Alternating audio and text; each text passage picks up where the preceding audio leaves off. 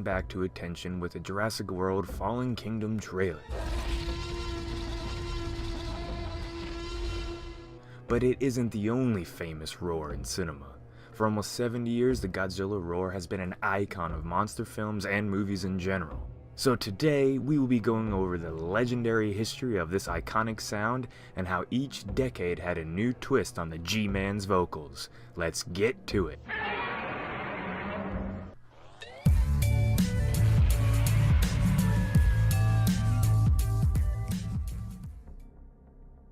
In the 50s, you can imagine the technology wasn't very stable for producing awesome monster sounds. The original Godzilla sound design team had plenty of struggles in developing the roar. They attempted over and over with animal sounds, but something just never really felt right about the sound. So they got creative. Japanese composer Akira Ifukube finally came up with a solution when he brought the idea of using musical instruments to the table. The team ended up using a double bass instrument and an old glove coated in pine tar resin. To create the legendary sound, the glove was rubbed across the bass's strings, and the rest was history. The Godzilla films that came out during the 60s and 70s really established the sound for Godzilla that would continue to be used all the way into today's films. The high pitch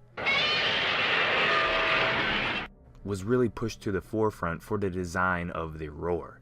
Using high-pitched buzzing sounds, the roar sounded like an electrical field of sorts. 80s Godzilla films took the biggest change yet to the design. The levels of sound were lowered, and the roar had much more bass and a deep, grinding sort of noise to it. A slight growl was also added to the roar to further push the idea that Godzilla was a real, animal-like being.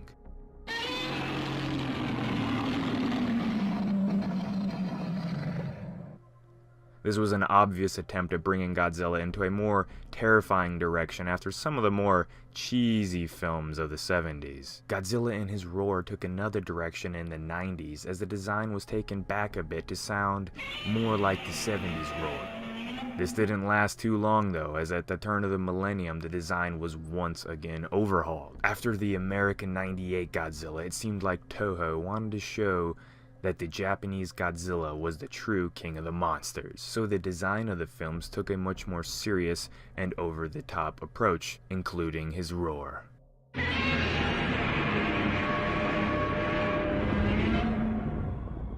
The 2014 Godzilla sound roar creators have stated that they will never truly tell their secret of how they came up with this version of the roar, but they did give a few hints at how it was done.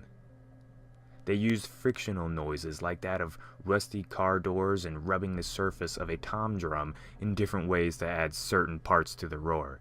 Something really cool that they did as well was using the ambience created at a Rolling Stones concert to help add some feeling to the roar. The screams and yells of the Stones fans echoing between the giant buildings of the Burbank city really helped set the tone for the new roar for Godzilla in, giant city landscapes. And the finished project did not disappoint.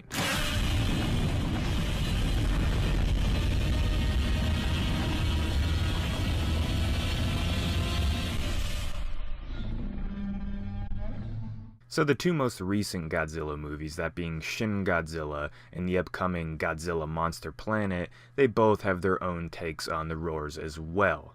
But I don't think there's enough of a change to them to really really focus on them. The Shin Godzilla pretty much just sounds like the 90s Godzilla roars, and the Monster Planet roar almost to me sounds like the 98 Zilla roar the most, It just has that same sort of sound to it, but of course I haven't seen the movie itself yet. I'm just judging off of clips. So we will see on that here in the next couple months when it comes out on Netflix.